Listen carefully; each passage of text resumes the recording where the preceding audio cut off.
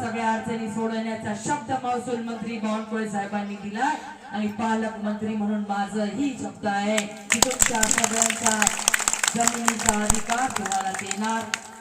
अनेक वर्षांपासून अनेक मंडळी काही सरकारी जमिनीवरती राहत असतील, त्यांना सुद्धा त्यांच्या जागा देण्याचं काम हे माझं असणार आहे। हा शब्द तुम्हाला मी हक्काची जागा देणार, हक्काचं घरकुल सुंदरसं बांधून देणार, 2.5 लाख रुपये मोदीजींकडून आणणार, 2.5 लाख रुपये शिवाजी भाऊ आपल्याला म्हाडामधून आणायचे आणि सुंदर एक कॉलनी आपल्याला इथं बनवायची की ज्याच्यामध्ये ह्या तर घरावाल्यांना तर सुंदर यांची घरं यांनी कष्टाने बांधली, पण इथं आपल्याला अंडरग्राउंड नाली बनवायची, चांगले रस्ते बनवायचे, ह्या तारा इकडे तिकडे लोंबलेल्या त्या अशा दिसल्या नाही पाहिजे, ह्याच्यामुळे कोणाला इजा झाली नाही पाहिजे। हाय मास इथं दिसायला लागले तशा पद्धतीने सगळ्या एरियामध्ये आपल्याला उजेड बनवायचा आहे। प्रत्येकाच्या घरावर सोलार सूर्यघर योजनेच्या माध्यमातून सोलार पॅनल आपण 30 लाख घरकुलांना देणार आहोत।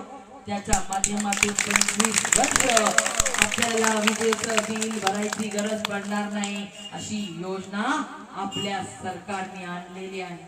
आणि म्हणून मोदीजींच्या सूर्यघर योजनेचा लाभ आपल्याला द्यायचा, सुंदर हक्काचं घर आपल्याला द्यायचंय। या परिसरामध्ये जो नागरी दवाखाना सुरू झालाय, मला गौस भाई सांगत होते ते 9 ते 2 वाजेपर्यंत चालू असतो, ती योजनाच तशी आहे। पण तुमच्या सगळ्यांच्या मागणीमुळे, गौस भाईच्या मागणीमुळे आरोग्य राज्यमंत्री म्हणून तुम्हाला शब्द देते की आपल्या ह्या प्रभागामध्ये आपण हे क्लिनिक दिवसभर रात्रभर चालू ठेवू, जेणेकरून आपल्याला कुठलाही छोटी मोठी दवाखान्यामध्ये औषध घ्यायचं असेल तर मोठ्या दवाखान्यामध्ये जायची गरज पडणार नाही, इथल्या इथे तुमचा इलाज होईल। एवढंच नाही, या परिसरातली सगळी मंडळी शिवाजी भाऊ मला सांगत होते कष्टकरी लोक आहेत आणि आपल्या मुलाबाळांना चांगल्या शाळेमध्ये शिकवायचं स्वप्न पूर्ण करू शकत नाही, म्हणून बालवाड्या अंगणवाड्या ज्या इंग्लिश मीडियमच्या प्रायव्हेट अंगणवाड्या आहेत नागसेल, तिथं 40-50 हजार रुपये वर्षाची फीस असती आणि सगळे आई वडील काही स्मार्ट अंगणवाड्यामध्ये आपल्या मुलाबाळांना शिकवू शकत नाही। तुम्ही काळजी करू नका, महिला बाल कल्याण खातं माझ्याचकडे आहे। आपल्या राज्यामध्ये 3000 स्मार्ट अंगणवाड्या बनवण्याचं देवेंद्र फडणवीस साहेबांनी ठरवलं आणि 3000 अंगणवाड्या आपण स्मार्ट अंगणवाड्या बनवण्यासाठी काम केलेलं आहे। आपल्या जिल्ह्यामध्ये सुद्धा 265 अंगणवाड्या आपण बनवल्यात। या प्रभाग क्रमांक 16 मध्ये शिवाजी भाऊ आपल्याला स्मार्ट अंगणवाड्या द्यायच्या, जेणेकरून आपल्या लहान मुलांना private junior KG senior KG मध्ये किंडरगार्टन मध्ये ज्या पद्धतीने शिक्षण मिळतंय त्याच पद्धतीने आपण त्यांना शिक्षण इथं देणार आहोत। त्याचबरोबर आपल्या सगळ्या लेखी चांगल्या शिकल्या पाहिजे। आमची जयश्री MA झालेली आहे, तशा लेखी चांगल्या शिकल्या पाहिजे म्हणून आपल्या सरकारने सगळ्या लेखींचं शिक्षण मुफ्त केलेलं आहे। प्रोफेशनल कोर्सेस सगळ्या लेखींचं माहिती आहे का तुम्हाला, आणि म्हणून आपल्या ह्या सगळ्या लेखी शिकल्या पाहिजे। बघा, लेख जन्माला आली की आपले देवाभाऊ म्हणजे कमळाचे मुख्यमंत्री आपल्याला 1 लाख रुपये देतात, माहिती आहे का तुम्हाला? काम करू दमतात म्हणतात गौस भाई। बघा, आतापर्यंत कोणी झालं, लेख जन्माला आली की तोंड वाकडं होतंय, की लेख जन्माला झाली आता तिला शिकवायचं, हुंडा द्यायचा, लग्न लावून द्यायचं, हेच टेन्शन। पण लेखीची चिंता देवाभाऊंनी स्वतःवर घेतली आहे। ह्या राज्यामध्ये जन्माला येणाऱ्या सगळ्या लेखी या आनंदाने तिचं स्वागत घरच्यांनी केलं पाहिजे, म्हणून लेख जन्मली की तिचं घर लखपती करण्याचं लेख लाडकी योजना कुणी आणली? कमळाच्या मुख्यमंत्र्यांनी। आपली लेख शाळेत गेली, मोफत शिक्षण, 12वी पर्यंत मुक्त शिक्षण, पुन्हा तिला डॉक्टर इंजिनियर अधिकारी व्हायला वाटलं तर तिला ते शिक्षण सुद्धा आपलं सरकार फीस भरते। कोणत्याही जाती धर्माची लेख असे ना, तिचं प्रोफेशनल शिक्षण हे आपलं सरकार करून देत आहे। एवढा मोठा चांगला निर्णय। त्याचबरोबर लेख आपली लाडकी बहीण योजना आणली। मला सांगा, किती जणींना लाडकी बहीण योजना आवडती? मला तर खूप लाडकी बहीण योजना एवढे नसतं, बाकी जण आवडत नाही का? तुम्हाला माहिती झालं की नाही? लाडकी बहीण योजना जी ही लोक विधानसभेच्या आधी म्हणत होते हे कमळावाले काही नाही, मतदान घेणार आणि नाही म्हणून लागले। पण बऱ्याच आमच्या बिचाऱ्या बहिणींनी फॉर्मच भरला नाही बाळासाहेब. पण आता माझ्याकडे येतात, दीदी तुम्ही महिला बाल कल्याण मंत्री आमचा पगार चालू करून. म्हणलं आमच्यापेक्षा जास्त त्यांच्यावर विश्वास वाटला.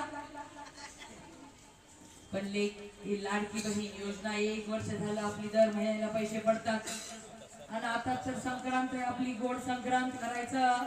आपल्या देवाभाऊंनी ठरवलं आमच्या सगळ्या माय माऊल्यांचं लाडक्या बहिणींची संक्रांत गोड झाली पाहिजे म्हणून 3000 रुपये आपल्या खात्यामध्ये जमा करणार. पण ह्या विरोधी वाल्याच्या पोटात दुखायला लागले, या विरोधी पक्षाच्या लोकांच्या पोटात दुखायला लागलंय. लगेच गेले निवडणूक आयोगाकडे, दिलंय पत्र. वाचलं का तुम्ही पत्र?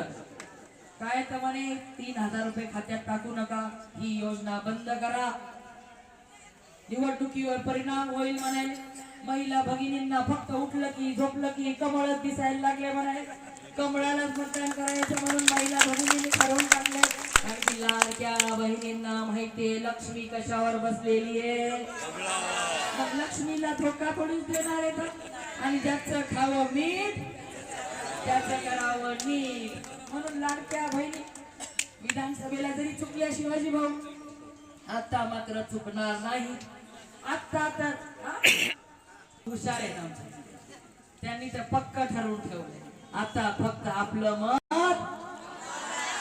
कारण की लाडकी बहीण चालू करणारे आपले देवाभाऊ पण विरोधी विचारांच्या लोकांच्या पोटामध्ये दुखायला लागले. दिलं पत्र लगेच, तुम्ही काही काळजी करू नका, ही संक्रांत आपली गोड आम्ही करणार. तुमच्या खात्यामध्ये 3,000 रुपये जमा होणार. बघा किती स्वाभिमान आपला वाढवलाय. आपल्याला कुणाला हात पसरायची गरज नाही की मला मदत पाहिजे, गरज पडली तर ते हाय का गरज. बाळासाहेब इकडच्या किराणा दुकानामध्ये मोठे मोठे बोर्ड लागलेले होते, उधारी बंद. पण आता ते बोर्डच काय, तुम्हाला तोंड सुद्धा दाखवणार नाही. तुम्हाला इथं चिखलामध्ये घाण नाल्यांच्या पाण्यामध्ये इथं चढायला ठेवून देतील, पण तुम्हाला बघायला पण येणार नाही. पण तुमची खरी सेवा करायला हे नगरसेवक म्हणून आपण इथून निवडून दिले, तर हक्काने तुम्ही यांना या ठिकाणी पकडून आणू शकता. आमच्या ह्या अडचणी आहेत त्या दूर करा म्हणून सांगू शकता की नाही. त्यासाठी काय करायचंय आपल्याला? कमळाला मतदान करायचं. काय करायचंय? करणार का कमळाला मतदान?